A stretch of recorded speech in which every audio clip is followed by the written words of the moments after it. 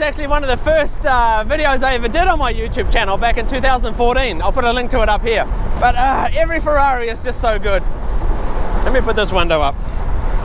So the 458 is such a special car. It was Ferrari's mid-engine car from 2010 to 2015, and it was really one of the last that didn't have turbochargers in it, and one of the first that didn't have an option for a manual transmission. So a bit of good, bit of bad.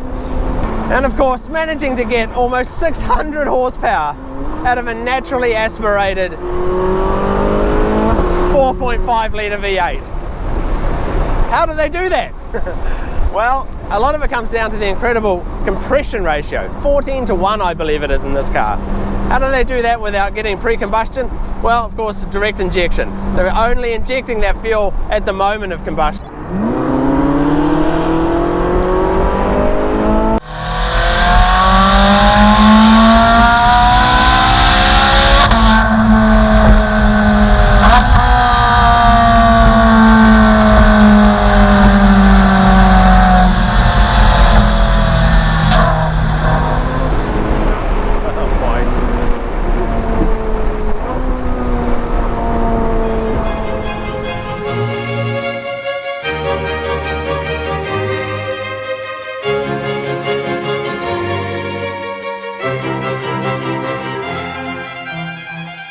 So I'm back in my little Porsche. We're going to have a quick drag race against the 458.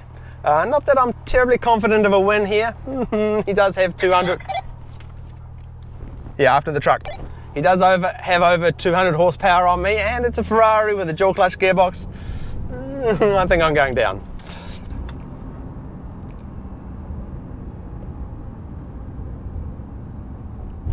Okay, you ready? 3, 2, 1, go.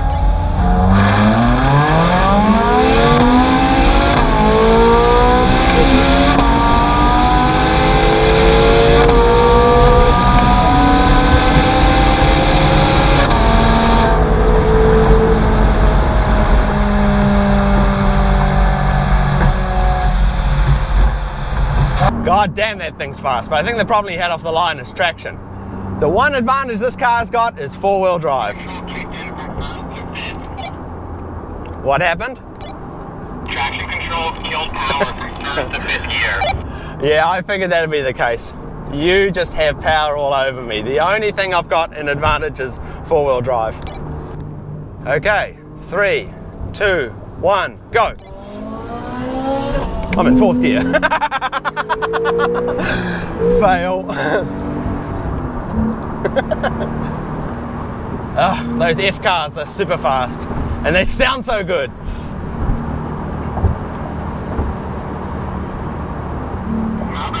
I'll start in sixth gear and see if you can win then. Okay, let's do it. Okay, this time he's starting in sixth. He's in sixth gear. I'm in third. Taking him. Ha! It's a bit of cheating from my point of view.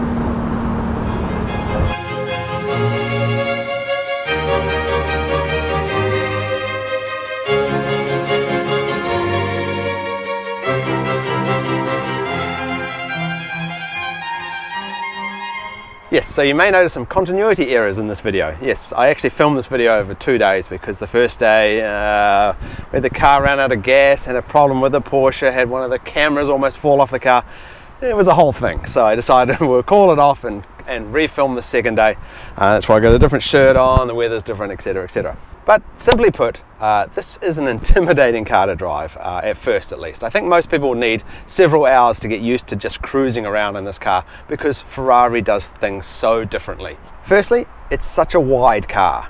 Ferraris these days are wide cars. It's a bit like me trying to get into last year's jeans. Keeping this car in the lane, you need to be focused. When you compare it to my little 911, you see how wide the 458 is. Secondly, nothing about the cockpit is like a regular car. These are driver efficiency focused, trying to keep your hands on the wheel, so that's why so many of the controls are on the wheel.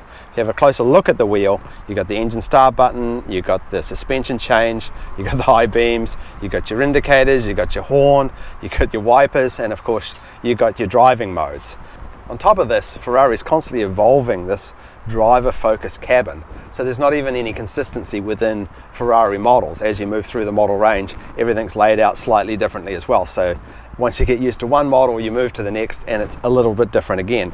And finally, this car seems like a bit of a wild horse to drive at first. You know, it smacks you in the face with its power and its sound, and just stabbing at the gas, even just in sport mode, even in sissy mode that I was driving it in today. You know, it steps out the rear so quickly. You really need to bring your A game to drive this car. All of this, of course, makes for an exhilarating drive. And the more you get used to the Ferrari way of doing things, the more rewarding they are to drive. As for a Porsche owner's point of view of the 458, well, keep in mind, of course, that the Porsche 911 is kind of the poor man's sports car.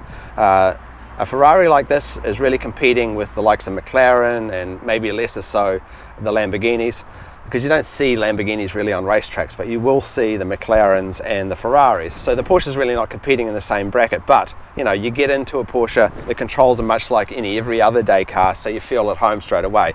Whereas with the Ferrari, as I said, it's a bit of a steep learning curve to learn this car, but the rewards are there once you've spent a bit of time in these cars. So they're very different cars to drive. And you know, my heart is racing when I'm driving a Ferrari. And finally, before I give this beautiful car back, let's talk about the configuration. The outside is called Blue America. It's a $30,000 paint to sample, and I say big thumbs up for any car that isn't a yellow or red Ferrari. They're so boring. And of course I like dark blue, so I think this car looks gorgeous. And onto the interior, which I think we can say is loud, which is fine when you've got a more conservative exterior like this car's got. A loud interior is a good contrast. So they've gone for the bright red, which kind of works with the dark blue. But what will probably be a little more polarizing is the yellow highlights, the yellow stitching, the yellow seat belts, the yellow tack, the yellow around the steering wheel. Normally you don't mix yellow with red, so maybe this isn't everyone's taste, but yeah, it's nice to have a bling interior on such a bling car.